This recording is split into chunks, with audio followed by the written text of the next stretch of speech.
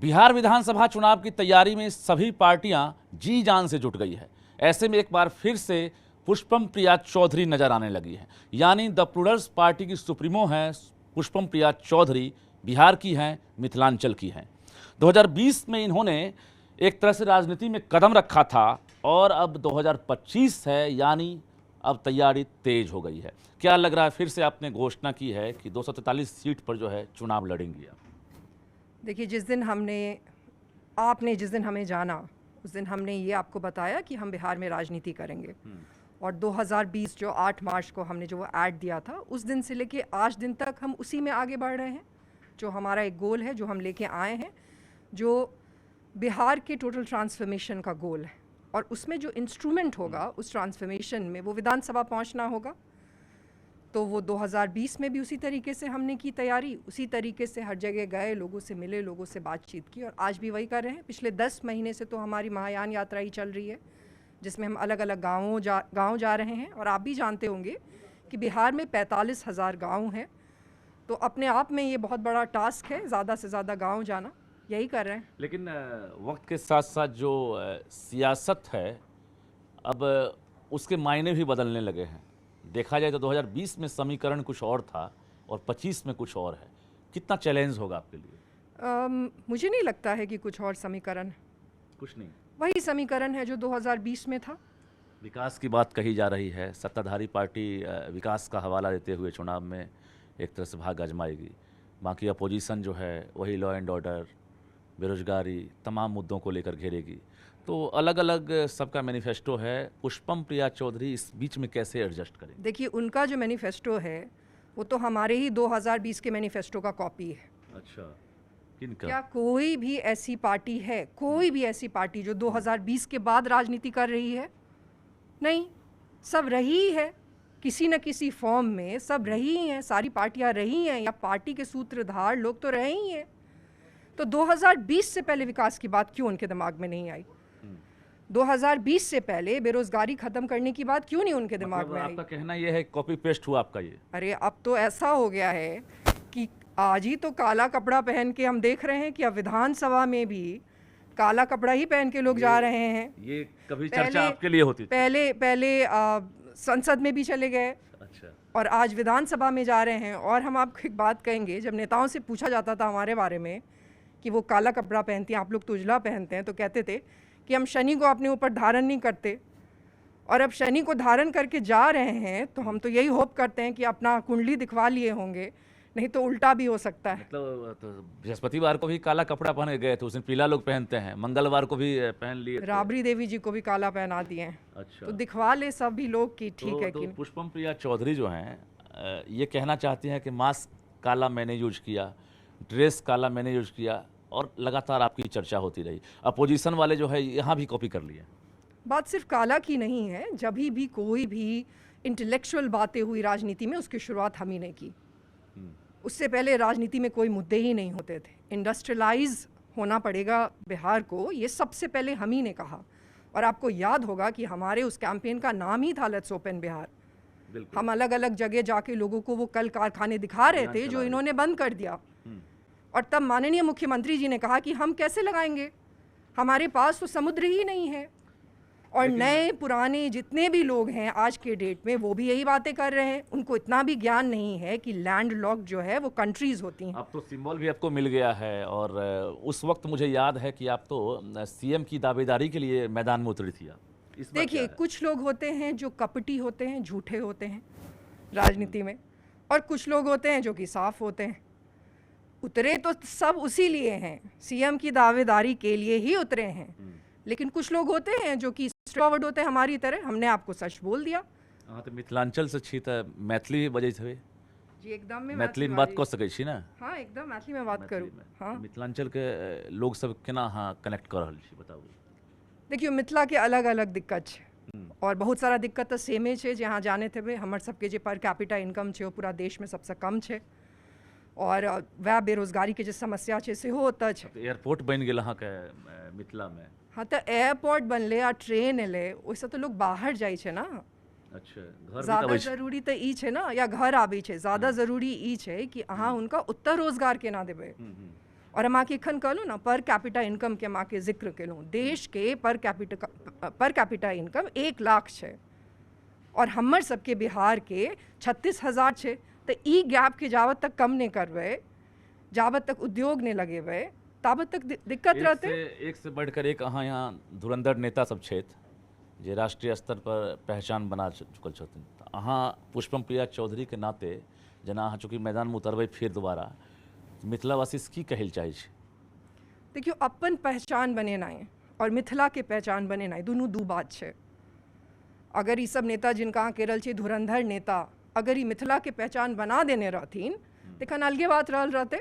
अपन पहचान तो क्यों बना सकी? वहाँ के अपन एम्बिशन है कि अहाँ नेता बन को और बहुत आगू जा चाहे छी, लेकिन एक टा एम्बिशन तो मिथिला के लिए सेहो हो के चाहिए और वो सिर्फ हाँ उद्योग लगा कर विकास को असली विकास को एक अच्छी बात ये लगी कि लंदन स्कूल ऑफ इकोनॉमिक्स से हायर एजुकेशन हासिल करने के बाद पुष्पम प्रिया चौधरी बिहार लौटी हैं, लेकिन जड़ से इतना जुड़ाव है कि विशुद्ध मैथिली में बात कर रही हैं और यही लोगों को कनेक्ट कर रहा है। कितना गर्व होता है, मिथिला की धरती से हैं आप और उसका इतिहास कितना बुलंद था हर किसी से वाकिफ़ है। ये कितना अच्छा लगता है कि आज कहीं जाती हैं, बिहार की बेटी हूँ, 7 समंदर पार भी आप गई, पता चला कि रिसर्च आपका जो है वो बिहार की राजनीति है। जी जी देखिए, हम लोग जब बड़े हुए हैं तो हमारी भाषा को ही मैथिली कहते हैं। जो सीता का नाम है, माँ सीता का नाम ही मैथिली है। और ये सारी बातें एक महिला होके जब आप ये सारी बातें सुनते हैं कि हमारे धर्म में जो सबसे बड़े देवता जिनको डिस्ट्रॉयर कहा जाता है, जो शिव भगवान हैं, उनका जो धनुष था वो सीता जी उठाती थी। आजकल हम देखते हैं कि जब भी सीता की चर्चा होती है तो सिर्फ उनको मर्यादा और त्याग यही 2 विशेषण यूज़ किए जाते हैं, जबकि जो बातें उनके बारे में कहे जाने की ज़रूरत है, जो आज की जो हमारी कंडीशनिंग है महिलाओं को लेके, जिस तरीके से हम सोचते हैं उसमें हम एक त्याग और मर्यादा की बस बात करते हैं और ये भूल जाते हैं कि वो धनुष उठाया करती थी। आज की राजनीति को आप देखकर क्या कहेंगे? जो पॉलिटिक्स यहाँ पर चल रहा है उसे देखकर कैसा फील होता है और क्या कहना चाहेंगे इसको लेकर? बहुत ही निम्न दर्जे का, बहुत ही ख़राब। और वो जो फोर्स होता है समाज का, जो कि किसी भी समाज को, हम सिर्फ पॉलिटिकल बात नहीं कर रहे और इकोनॉमिक बात नहीं कर रहे हैं, हम समाज की भी बात कर रहे हैं। समाज को जो आगे लेके जाता है वो भी राजनीति ही होती है। और आज हमारे यहाँ ऐसी हालत हो गई है कि जो समाज के सबसे वर्स्ट लॉट के लोग हैं या मानसिकता वाले लोग हैं, जो महिलाओं के गाल पे नोट चिपकाया करते हैं या जो काफ़ी जातिवादी लोग हैं, वो सब बैठे हुए हैं। देखिए, पुष्पम प्रिया चौधरी जो हालात है वर्तमान राजनीति की उस पर साफ तौर से कह रही हैं और एग्जाम्पल भी इन्होंने दिया है कई केस का। कहते भी हैं कि सियासत हमें समझने नहीं देती है सच्चाई, कभी चेहरा नहीं मिलता तो कभी दर्पण नहीं मिलता। ऐसा है। देख, खराब हालत है। इतनी शेर व शायरी तो हमें नहीं आती है, बट बहुत ही ख़राब हालत है। जो कह के आते हैं वो करते हैं या नहीं करते हैं, जो कहते हैं वो करते नहीं, ऐसा लगता है। बिल्कुल ऐसा ही लगता है और झूठी बातें कहते हैं। अभी नए नए भी जो लोग आए, हो सकता है आप नेता बनिएगा, अगर मान लीजिए आप विधायक बन जाइए, मंत्री बन जाइए या मुख्यमंत्री ही बन जाइए, तो क्या ये गारंटी है कि पुष्पम प्रिया चौधरी नहीं बदलेगी? जो कहकर निकली हैं, जो वादा की हैं, वो निभाएंगी?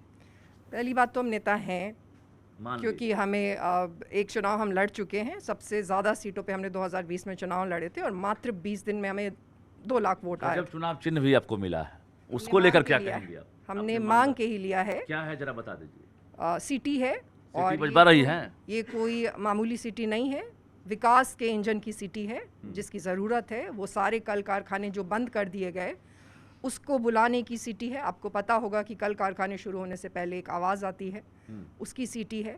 स्कूल कॉलेज में बच्चों को, विद्यार्थियों को लेके जाने की सिटी है। आर्थिक विकास की सिटी है। भ्रष्टाचार के पर्दाफाश की सिटी है, जिसे विसल ब्लोअर कहते हैं, वो भी सिटी है। लेकिन बीच में अगर देखा जाए तो कम्युनिकेशन गैप हो जाता है। पुष्पम प्रिया चौधरी फिर नज़र नहीं आती है, ऐसा नहीं। देखिए, ये बात बिल्कुल ही एक फैलाई गई बात है और आपने देखा होगा कि आजकल नए नए लोग आए हैं जो नई तरह के बहुत सारा पैसा फेंक के एक तरह की राजनीति कर रहे हैं। नाम लीजिए, जनसुराज बोल रहे हैं, प्रशांत किशोर जी, उनकी जो पार्टी है, सड़क छाप राजनीति की जो पार्टी है, कि आप मतलब सड़क पे एसपी के साथ तू तड़ाक कर रहे हैं, वो आपको कह रही हैं कि ये प्रतिबंधित एरिया है, आप कह रहे हैं तो क्या है? उनके आने के बाद अब लोग कह रहे हैं त्रिकोणीय मुकाबला है, महागठबंधन, एनडीए एंड प्रशांत किशोर। तो ऐसा ना हो कि चाबी उन्हीं के हाथ में रहे या चाबी पुष्पम प्रिया के हाथ में भी हो सकता है। ये विशफुल थिंकिंग है उन लोगों की जिसका एक खास सरनेम है, और तो हमें कहीं भी उनका इफेक्ट नजर नहीं आ रहा। माहौल तो है। हम सिर्फ कुछ ही लोगों से उनकी चर्चा सुनते हैं, और जब हम उनसे उनका नाम पूछते हैं तो उनका सरनेम हमें बहुत शॉकिंग नहीं अच्छा, लगता। जो विजन है उनका, जो एजेंडा है, तो कभी ऐसा मन में आया है क्यों ना हम गठबंधन कर लें प्रशांत किशोर से? ऐसा भी कभी आया है मन में? जिस व्यक्ति ने हमारे ही विजन को कॉपी करके अपना विजन बनाया हो और हमारा ही मैनिफेस्टो कॉपी करके बनाया हो, जो कि पब्लिक प्लेटफॉर्म पे है, 2020 का जो हमारा मैनिफेस्टो है वो तो पब्लिक प्लेटफॉर्म पे है, आप उससे आप मिला के देख लीजिए उनका। पॉइंटर लेके चेक करवाई हैं, उसमें है। जरूरत नहीं है ना, हम ही बनाए थे, हम किसी का कॉपी थोड़ी किए थे। अब हो गया है कॉपी, अब हुआ ही है, लेकिन आप कॉपी नहीं कर सकते। आप खुद को नेता कह के प्रेजेंट कर देंगे, लेकिन नेता का एक टेम्परामेंट होता है जो उनमें है ही नहीं। हम तो कहते हैं, उन्होंने ये भी कहा कि हम कहा करते थे कि हम नई राजनीतिक पीढ़ी बनाएंगे, तो वो भी कहने लगे, मतलब सेंटेंस भी शब्द से वही कहने लगे एक्चुअली यूथ को कि हम focus नई करना है। राजनीतिक पीढ़ी बनाएंगे, और वही पुराने लोगों को लेके, जो दूसरे पार्टी के निकाले गए लोग हैं, उनको लेके नई राजनीतिक पीढ़ी बनाएंगे। उन्होंने अभी हाल फिलहाल में कहा कि हमसे राय लेने के लोग, नेता लोग हमें 100 करोड़ रुपए देता है एक राय लेने के। उन्होंने ही कहा 40 करोड़ टैक्स भरे हैं।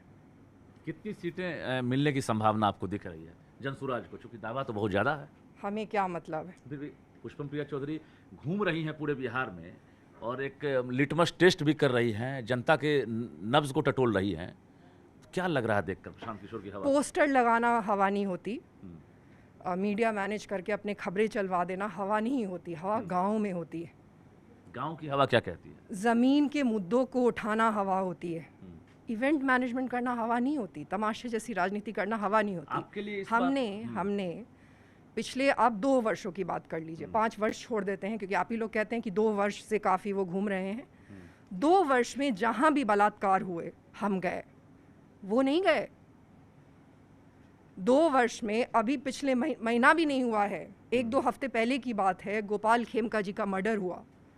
उन्होंने गांधी मैदान में उसी दिन तमाशा किया, प्रेस कॉन्फ्रेंस किया कि हम इनका पर्दाफाश करेंगे, उनका पर्दाफाश करेंगे, बट उनसे मिलने नहीं गए। तो ये इवेंट मैनेजमेंट राजनीति नहीं होती है। पुष्पम प्रिया चौधरी जो कैंडिडेट का भी सिलेक्शन करेंगे अभी 243 जो कि असेंबली है, उसमें क्या देखेंगे? कैसे कैंडिडेट्स को टिकट देने वाली है? जो लोग हमें जानते हैं वो जानते हैं कि हम वो एकमात्र पार्टी थे जिन्होंने एक भी क्रिमिनल को टिकट नहीं दिया था। हमारी पार्टी के जितने लोग लड़े थे उनमें एक में भी क्रिमिनल चार्जेस डाटा जमा होने लगा है? होने ही लगा है। हमारा एक प्रस्तावना पत्र है, वो लोग भरने लगे क्या हैं। टर्म एंड कंडीशन क्या होगा अगर कोई चाहे आपकी पार्टी से टिकट लेना, चुनाव लड़ना, तो आज की जो राजनीति है और जो चर्चाएं होती है उसमें फिट बैठेंगे तब तो? आपके लिए क्या टर्म एंड कंडीशन होगा? एक ही टर्म एंड कंडीशन होगा। सबसे पहले तो इंटेंशन होना चाहिए तगड़ा। कैसे पकड़ पाएंगे आप? वो बिहार बदलना है, वो कैसे चेक करेंगे? वो प्रस्तावना पत्र ऐसा है कि वो भरने पे पता चल जाएगा, इंटरव्यू लेंगी? उसमें पता चल जाए। हमने तो इंटरव्यू लिया ही था। अच्छा। हमने तो एक कायदे से एक आप कह सकते हैं इंटरव्यू टीम बिठा के, जिसमें कि काफ़ी पढ़े लिखे लोग थे, हमने एक इंटरव्यू लिया था। लेकिन अभी तो इंटरव्यू लेंगे, प्रस्तावना पत्र भी इंटरव्यू जैसा ही है और उसमें पता चल जाएगा। दूसरी चीज़ ये होनी चाहिए, और बस ये होनी चाहिए कि उनमें कोई क्रिमिनल चार्जेस नहीं होना चाहिए। हम ठेकेदारों को ढूंढ के उनको टिकट नहीं देते हैं। नहीं, लेकिन खर्च कहाँ से, चुनाव का कहाँ से खर्च लाएंगे बेचारे? अगर बहुत शरीफ लोगों को, बहुत क्वालिफाइड लोगों को लाएंगी, लेकिन चुनाव में तो लड़ने के लिए बजट चाहिए। हाँ, तो फिर बिहार कभी नहीं बदलेगा। तब तो ये हिपोक्रेसी है ना। एक तरफ वाइट वॉश करने के लिए, स्मोक स्क्रीन के लिए लोग ये कहें कि हम बिहार बदल देंगे, ठीक है, या लोग माने कि अब बिहार बदल जाना चाहिए, और दूसरी तरफ हम ये एक्सपेक्ट करें कि गुंडागर्दी करने वाले लोग, जिन पे क्रिमिनल चार्जेस है, वो लोग, ये लोग लड़े चुनाव। डेमोक्रेसी क्या कहती है? डेमोक्रेसी यही कहती है कि कोई भी व्यक्ति जिसके पास पैसा हो या ना हो, उसको ये राइट होना चाहिए कि वो चुनाव लड़े। फॉलो हो रहा है ऐसा जो तमाशा आज, सब उसके लिए दोषी हैं। डेमोक्रेसी के जो 4 पिलर हैं, ओनस तो सारा उन्हीं पे आएगा ना। चाहे नेता हो, चाहे मीडिया हो, ओनस तो हम ही लोगों पे आएगा। तो इस तरीके की डेमोक्रेसी जिसको एनविजन किया गया था 77 वर्ष पहले, हमें ऐसे कोई केक वॉक में डेमोक्रेसी तो मिली नहीं थी। सही बात। लोगों ने अपनी जान खो दी थी हम लोगों के लिए, आपके और हम इस तरीके से खड़े होकर कभी बात कर पाए उसके लिए।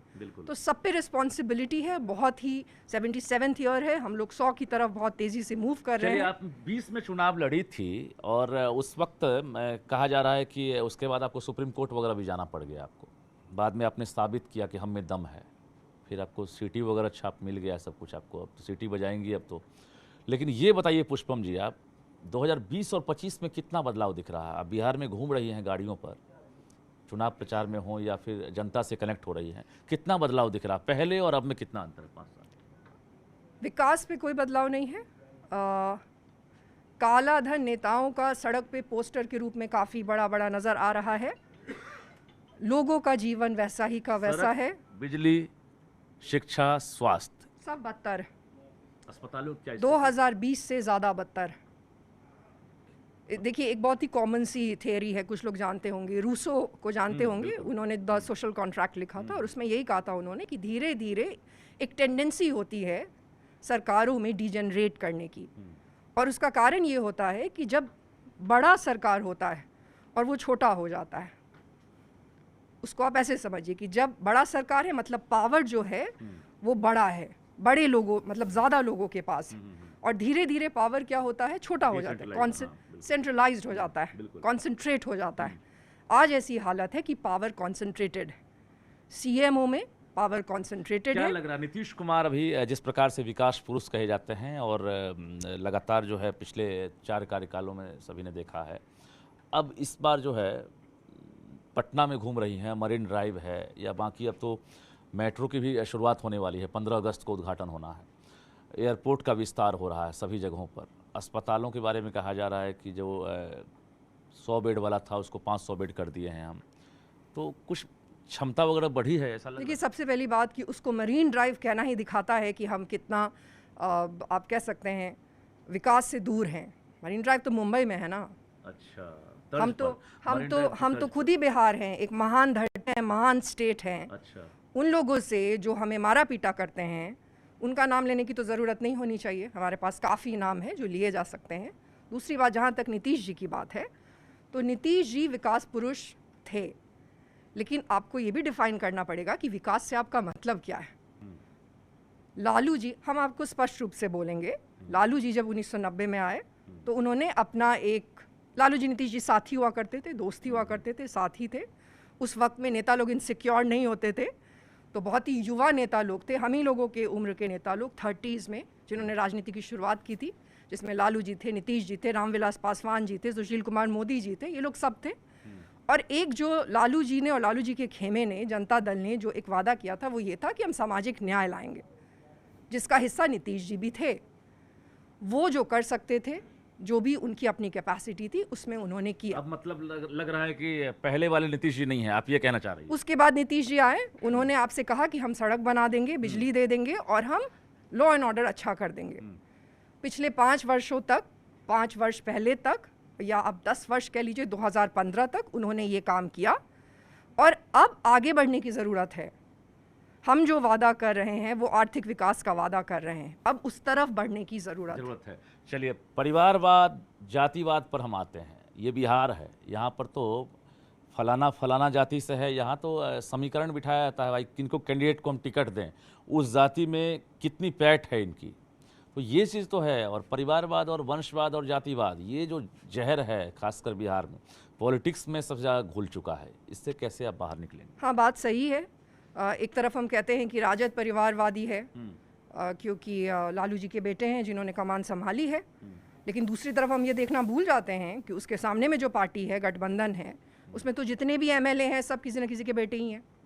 चिराग पासवान जी को आप क्या बोलेंगे? तो बात सही है कि दोनों ही गुट में परिवारवाद बिल्कुल आप कैसे जहरीले विष की तरह फैला हुआ है, चर्चा तेज है। और डिसेंट्रलाइज परिवारवाद जो है वो सेंट्रलाइज परिवारवाद से ज़्यादा ख़राब है। मतलब कि अगर 243 विधायक सभी परिवारवाद से हो तो कोई एक लीडर जिसने की पार्टी परिवारवाद से ली, उससे ज़्यादा ख़राब है। जाहिर सी बात है, आप भी समझ रहे होंगे कि क्यों खराब। बनेंगे सीएम पुष्पम प्रिया चौधरी से ये सवाल मेरा इसलिए है क्योंकि दो तीन चेहरे जो हैं उनको लेकर चर्चा तेज है। चिराग पासवान जो है वो भी अपनी मन की बात जो है कई बार बचा चुके हैं, हालांकि वो मुख्यमंत्री को लेकर नहीं कहें, लेकिन लोग जो है ये सोच रहे हैं। निशांत मुख्यमंत्री के जो बेटे हैं, और इसके अलावा बाकी जो है कई जो छुपे हुए नाम हैं। पुष्पम प्रिया चौधरी की नज़र में मुख्यमंत्री का चेहरा कौन हो सकता है? देखिए, सबसे पहले तो मुझे यही आश्चर्य लगता है, हंसी भी आती है और दुख भी होता है। आपने कहा कि चिराग पासवान जी कभी जाहिर किए नहीं हैं। ऐसे बहुत सारे लोग हैं जिनकी मीडिया में काफ़ी चर्चा होती है कि मुख्यमंत्री के उम्मीदवार हैं, लेकिन उन्होंने कभी जाहिर नहीं किया। और जिसने जाहिर किया आपने पहले दिन, अनलाइक अदर्स जिनमें कि वो दम ही नहीं है कि ये भी बोल सके, उसकी चर्चा नहीं होती है। तो ये तो बहुत फनी है। ये कहाँ से आपको कॉन्सेप्ट आया कि अचानक जो है पुष्पम प्रिया चौधरी राजनीति में एंट्री लेगी और सीधे चर्चा होगी कि पुष्पम प्रिया मुख्यमंत्री बनेगी? बहुत अच्छी बात है। ये कहाँ से आपको कॉन्सेप्ट आया कि अचानक से नए नए पार्टी वाले लोग एंट्री लेंगे, जो कहेंगे भी नहीं कि हमें सीएम बनना है, लेकिन उनकी चर्चा होने लगेगी? लेकिन ये भी तो नहीं होने, ये हिपोक्रेसी तो नहीं चलेगी ना। कोई ऑफर वगैरह मिला है कि पुष्पम जी आप तो बढ़िया राजनीति कर लेती हैं, बढ़िया बोलती हैं, नॉलेजेबल हैं, आप मेरे पार्टी में गठबंधन कर लीजिए? ऐसा कहीं ऐसा लगा, या फिर उन्हें आपने डांट के फ़ोन काट दिया, ऐसा कभी हुआ है कि भाई ऑफर? नहीं, ये इस सब तरीके का मतलब किसी ने हिम्मत की, इस सब तरीके का बिहेवियर हम नहीं करते कि कोई फ़ोन करे तो डांट के और फ़ोन काट अच्छा, दे। चलिए, मतलब ऑफर आया ये सारी चीज़ें नहीं होती। आपने जो प्रश्न पूछा कि किसको मुख्यमंत्री आप देख रहे हैं अगला, उसका जवाब देंगे कि अभी नहीं डिसाइड होगा। वो 2020 के चुनाव में ये डिसाइड नहीं होगा कि माननीय मुख्यमंत्री नीतीश कुमार जी की जगह कौन लेगा। 25, हाँ। और अब 2025 में हो सकता है, 2030 में ये डिसाइड हो, लेकिन 2025 में नहीं होगा। बहुत और बड़ा बयान आप दे रही हैं, आप बहुत बड़ा बयान दे रही हैं। बहुत उतार चढ़ाव होने वाला है, इतना आसान नहीं होने वाला है। सिर्फ मुख्यमंत्री बन जाना ये डिसीजन नहीं है कि अगला मुख्यमंत्री कौन होगा। इशारों में पुष्पम प्रिया चौधरी ने नीतीश कुमार के चेहरे पर मुहर लगा दी है। हालांकि उस गठबंधन से ये ताल्लुकात नहीं रखती हैं, लेकिन नीतीश का चेहरा पसंद है मुख्यमंत्री के तौर पर, इन्होंने इशारों में बता दिया है। मैं सही बोल रहा हूँ? नहीं, मैंने ये नहीं कहा है। मैं आपको ये कहने की कोशिश करें, नीतीश जी का तो हम नहीं जानते हैं ना, जिस तरीके आपने कहा कि 2030 में कुछ हो सकता है। वो हमने इस वजह से कहा कि हमने जब नीतीश जी को देखा, अच्छा। पिछले 20 वर्षों तक देखा, एक परमानेंसी देखी है चीफ मिनिस्टर में। अभी वो परमानेंसी नहीं आएगी। मुख्यमंत्री कोई भी बन जाए, एनडीए का पलड़ा अभी भारी है, आप भी जानते हैं, क्योंकि उनका बहुत स्ट्रॉन्ग कैडर है। और तेजस्वी जी युवा खुद को कहते हैं, लेकिन उन्होंने युवा के जैसा अभी तक कुछ किया नहीं है। किसके जैसा किया है? वही पुरानी घिसी पिटी राजनीति की है। आपने अभी जातिवाद की बात की अभी थोड़ी देर पहले। हमें तो ये देख के आश्चर्य होता है कि जब भी कोई भी जाति अपने अधिकार की बात करती है तो कहा जाता है कि ये पार्टी जातिवादी है। और आप भी जानते हैं कि ये जो पूरा इल्ज़ाम रहा है वो राजद पे रहा है हमेशा से जातिवादी होने का। लेकिन आप देखिए कि आज के डेट में तो एनडीए से ज़्यादा जातिवादी कौन है? वो गाना याद आ रहा है, हम पे इल्ज़ाम जो है चोर को क्यों चोर कहा। तो हर कोई यही कहेगा ना, हर अपने आप को तो यही कहेगा कि हम पे जो इल्ज़ाम लगा है वो गलत है, ऐसा लग रहा है। देखिए, उसमें जातिवादी कोनोटेशन वाली चीज़ों में हमें नहीं जाना चाहिए। आप भी पढ़े लिखे, हम भी पढ़े लिखे हैं। जहाँ तक चोर का सवाल है, तो चोर क्या होता है? अगर आपने अपनी मोरल ड्यूटी नहीं की तो भी आप चोर हैं। चोर का तो वही, वन हु स्टील्स समथिंग, जनता का अधिकार भी अगर आपने स्टील कर लिया तो भी आप चोर हैं। तो चीज़ों को देखने का नज़रिया है। और ये जो पूरा एक जातिवादी शुरुआत है जो कि भाजपा ने भी किया है, हर जाति के उन्होंने नेता बनाए, भले ही वो नेता अपने लोगों के लिए कुछ किए हों या ना किए हों, लेकिन उन्होंने बनाया है। तो इस तरह की हालत है। जी, ये बताइए मुझे कि ये काला मास्क, काला कपड़ा का राज क्या है? यही है कि हम चाहते हैं कि लोग हमारी बातें सुने। ब्लैक की पहचान क्या है, ये बताइए मुझे। कपड़ा है, एक रंग है, उसको ईविल और गुड के सेंस में देखने का तो कोई मतलब नहीं। उजली की क्या पहचान है? उजला कपड़ा लोग पहनते हैं, उसका क्या पहचान है? क्या क्या वो पहनने से काला को लोग शुभ भी नहीं मानते हैं, ऐसा भी तो है। अरे अब तो देखिए, अब तो पूरा विधानसभा ही पहन रहा है। डिपेंड करता है कि कौन पहन रहा है। लेकिन आपका रीजन क्या था? पुष्पम जी आज तक मास्क का भी कलर चेंज नहीं किया है। ऐसे ही हमारा मन है, देयर इज नो बहुत कलर रीजन। आता है ना। हम ये बहुत सीरियसली जानना चाहते हैं कि 77 वर्षों से जो इन्होंने अपने कुर्ते का कलर आज तक चेंज नहीं किया, वाइट ही पहन रहे हैं, बहुत सारा कलर आता है, उसका क्या मतलब है? उसका रीजनिंग दें तो हम भी रीजनिंग देंगे। क्या बात है। शादी कब कर रही है? ये भी सवाल बनता है, क्योंकि 2020 में भी मुझे लग रहा है ये सवाल लोगों ने पूछा होगा, और 25 में हम पूछ रहे हैं। आई थिंक ये सवाल इलेक्शन के बाद लग रहा है कि मतलब कुछ सीटें वगैरह, कुछ खाता वगैरह खुलेगा, 25, 30, 20, 15 जो भी हो, उसके बाद पुष्पम प्रिया चौधरी। कोई पुरुष नेता हैं क्या जिन्होंने शादी नहीं की हो? चिराग पासवान जी। अच्छा, ये सवाल चिराग पासवान जी से जाके पूछा जाए कि वो शादी कब करेंगे। अच्छा, क्या लग रहा है? वो तो इंतजार कर रहे हैं कहीं, जो इशारा हमने किया आपको कि वहाँ के बाद हम शादी करेंगे। नहीं, हमने तो कहा ना कि इस सब चीज़ों के बारे में तो हमने सोचा नहीं है कभी, और ये थोड़ा सा सैड है कि आप हमसे बात कर रहे हैं तो आपके दिमाग में ये प्रश्न आ रहा है। जब पुरुष नेताओं से बात करें तो उनसे ये सवाल पूछें। जी, पुष्पम जी, मुझे ये बताइए कि अब चूंकि 243 सीट पर चुनाव आप लड़ रही हैं, जी। ठीक है, तो कौन सा स्ट्रांग पॉइंट क्या होगा आपका? वही सारी चीज़ें हैं जो आप चाहते हैं, हम चाहते हैं, एज अ नागरिक हम सब चाहते हैं। आप देख रहे हैं कि लॉ एंड ऑर्डर की हालत धीरे धीरे ख़राब होती जा रही है, जैसा पहले था वैसा होते जा रहा है। एजेंडा आपका चेंज होगा या वही रहेगा? वही एजेंडा रहेगा। वही रहेगा, उसमें जी। कोई बदलाव नहीं? जी, वही एजेंडा रहेगा, कोई बदलाव नहीं होगा। एक एम है, बड़ा धुन के साथ वो एम पूरा करने के लिए आए हैं, तो वही एजेंडा रहेगा। क्या कहना चाहेंगे जो न्यूज़ 18 के दर्शक आपको सुन रहे हैं, देख रहे हैं, उनसे क्या कहना चाहेंगे आप? हर 5 साल में जो चुनाव होते हैं उसका कारण ये होता है, वो पावर हमें इस वजह से दिया गया है कि आप जो पहले की सरकारें हैं उनको या तो आप रिवॉर्ड दीजिए या उनको पनिश करिए। 20 साल से एक ही सरकार है, कितनी भी आपको पसंद हो, रोटी को अगर पलटेंगे नहीं तो वो जल जाती है।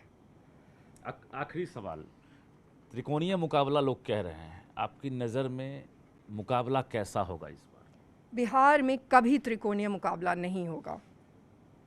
हम मतलब विद्यार्थी भी हैं पॉलिटिकल साइंस के, तो हम उससे भी आपको ये कहना चाहेंगे, हमारा रिसर्च एरिया भी बिहार रहा है। त्रिकोणीय मुकाबला बिहार में जो जिस तरीके की राजनीति होती है, बहुत ही हेट्रेड बेस्ड जो राजनीति होती है, जिसमें पोलराइज हो जाता है सब कुछ, दूर दूर तक कोई त्रिकोणीय नहीं होने वाला मुकाबला। हो सकता है उस दिन हो जब बिहार विकसित हो चुका हो, जब जातिवाद पूरे तरीके से ख़त्म हो चुका हो, जब जो पीढ़ियां हैं वो इतनी शिक्षित हों कि धर्म एक मुद्दा नहीं हो, तो वो नहीं होने वाला। बहुत बहुत धन्यवाद। तो पुष्पम प्रिया चौधरी हमारे साथ थी और इन्होंने साफ कह दिया है कि 243 सीटों पर जो है हम चुनाव लड़ेंगे, और इसके लिए इनके पास बायोडाटा भी पहुंचने लगा है। जाहिर है खुलकर बातचीत की है इन्होंने, बेबाकी के साथ अपनी बातें रखी है, और 2020 से 25 में कोई बदलाव नहीं हुआ है, जो बिहार था वही बिहार है, ये कहना है पुष्पम प्रिया चौधरी का। कैमरामैन मनीष जुनिया के साथ रजनीश कुमार, न्यूज़ 18 पटना।